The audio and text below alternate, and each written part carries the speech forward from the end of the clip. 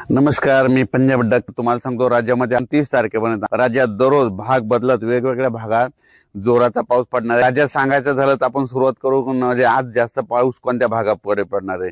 तर सुरुवातीला सांगायचं झालं तर आज यवतमाळ जिल्हा, नांदेड जिल्हा, परभणी जिल्हा, लातूर जिल्हा, बीड जिल्हा, धाराशिव जिल्हा, सोलापूर जिल्हा, सांगली, सातारा, त्याच्यानंतर अहिल्यानगर, त्याच्यानंतर इकडं झालं तर संभाजीनगर, बीड, जालना, बुलढाणा, अकोला, अमरावती, वर्धा, नागपूर, भंडारा म्हणजे सांगायचं झालं तर ह्या पट्ट्यात आज जरा जास्त पाऊस पडणार आहे।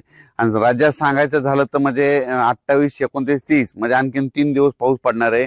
त्याच्यामध्ये राज्यात सांगायचं झालं तर मुंबई म्हणजे मुंबईला 28, 29, 30च्या दरम्यान मुंबईला देखील जोराचा पाऊस राहणार आहे, म्हणून हे मुंबईकरांच्या जनतेच्या अंदाज लक्षात घ्यायचा।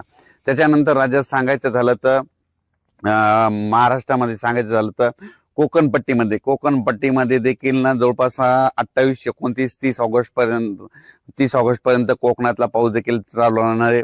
आणि सांगायचं झालं तर परत एक ना पश्चिम महाराष्ट्रामध्ये सातारा, सांगली, सोलापूर, कोल्हापूर तसेच त्याच्यानंतर अहिल्यानगर, धाराशिव, सोलापूर जिल्हा ह्या पट्ट्यात मात्र आज देखील खूप जोराचा पाऊस पडणार आहे, म्हणून पश्चिम महाराष्ट्रातल्या शेतकऱ्यांनी अंदाज लक्षात सांगायचं झालं तर पश्चिम महाराष्ट्रामध्ये आज ठिकठिकाणी काही ठिकाणी मुसळधार पाऊस पडन, कुठं रिमझिम पडन, कुठं वाहुणी पडल, कुठं पेंडोलता पडन, म्हणून हा पश्चिम महाराष्ट्राच्या अंदाज शेतकऱ्यांना अंदाज द्यायचा।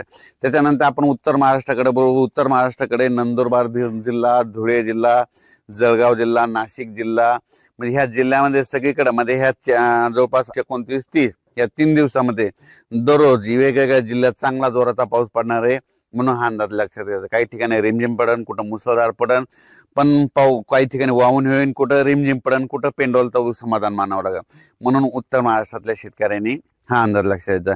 त्याच्यानंतर सांगायचं झालं तर मराठवाड्यामध्ये सगळ्यात जास्त तुम्हाला मागच्या अंदाजामध्ये सांगितलं होतं विदर्भ आणि मराठवाड्यामध्ये जरा जास्त पाऊस पडणार आहे। तर सांगायचं झालं तर लातूर जिल्हा, धाराशिव जिल्हा, बीड जिल्हा, परभणी जिल्हा, नांदेड जिल्हा, हिंगोली जिल्हा, संभाजीनगर आणि जालना हे मराठवाड्यामध्ये काय होणार आहे, आज देखील दुपारच्या नंतर खूप काही ठिकाणी जोराचा पाऊस पडणार आहे, म्हणून हा अंदाज लक्षात। म्हणजे मराठवाड्यात देखील सांगायचं झालं तर मराठवाड्यात सगळ्या जिल्ह्यामध्ये जवळपास 28, 29, 30च्या दरम्यान चांगला जोराचा पाऊस पडणार आहे, म्हणून हा अंदाज लक्षात घ्यायचा।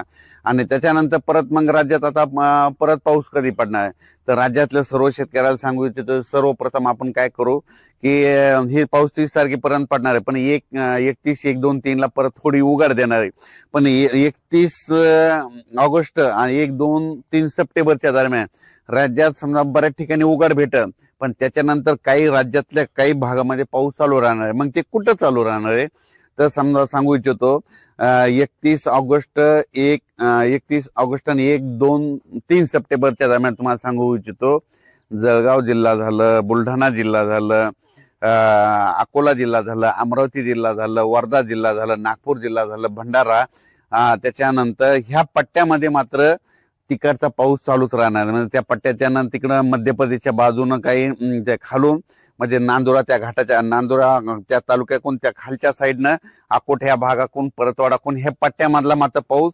कंटिन्यू मात्र इकडला जरी कमी झाला तर तिकडला मात्र पाऊस चालू राहणार आहे, म्हणून विदर्भातल्या शेतकऱ्यांना अंदाज लक्षात घ्यायचा। 4 सप्टेंबर नंतर 4, 5, 6, 7, 8 ते 4 दिवस पावसाचे राहणार आहेत, म्हणून हा अंदाज लक्षात घ्यायचा।